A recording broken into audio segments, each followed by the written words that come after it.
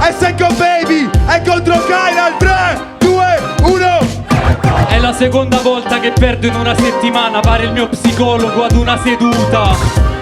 Visto che è una battola in amicizia, posso tranquillamente farmi sta bevuta. È verissimo, perché è un sacco che lo rispetto, perché è un ragazzo che spacca ogni cazzo di evento ed è di Roma Centro, ma è così fermo che sembra che sia la birra a mantenere secco. Regà, vi dico un segreto, voi non lo sapete, Kain è romanista fracico, ma non vuole ammetterlo, perché è fissato d'essere un personaggio pubblico e non può permetterselo. Ma tu sei una sega, tu invece non lo dici perché Lukaku l'hai fatto entrare in difesa. Perché sei stupido, le tue rime sono come il bagno alle porte perché non si chiudono. Ma vaffanculo, impara a rappare sui quarti, non serve che dico che so da Roma, basta che me guardi. È proprio matematico, per questo motivo te sei proprio uno spastico. Sei uno spastico, ma sei veramente fuori luogo. Non sai veramente che questo è un luogo di ritrovo. Dopo questa battle starai fuori persino da solo e chiedere a un passante a che ora inizia la Gasboro.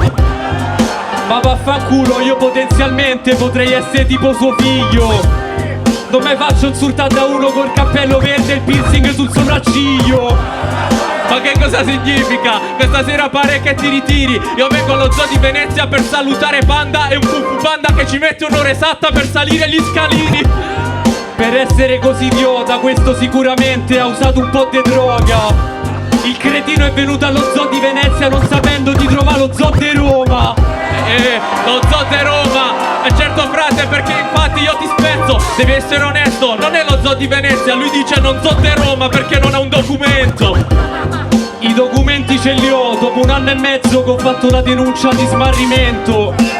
E mi hanno detto te li ridiamo subito, scusaci perché sei al secco. A secco, intanto se rimo contro te tu a secco ci sei rimasto.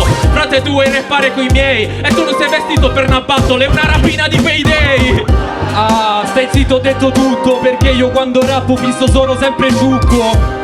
È vero, questa battle è una rapina perché probabilmente rubo il secondo turno. E il secondo turno e me la rubi. Allora perché cazzo frate me le chiudi? Tu sei una testa di cazzo, al microfono in alto per nascondere che il suo naso va fin troppo sotto il basso. Stop!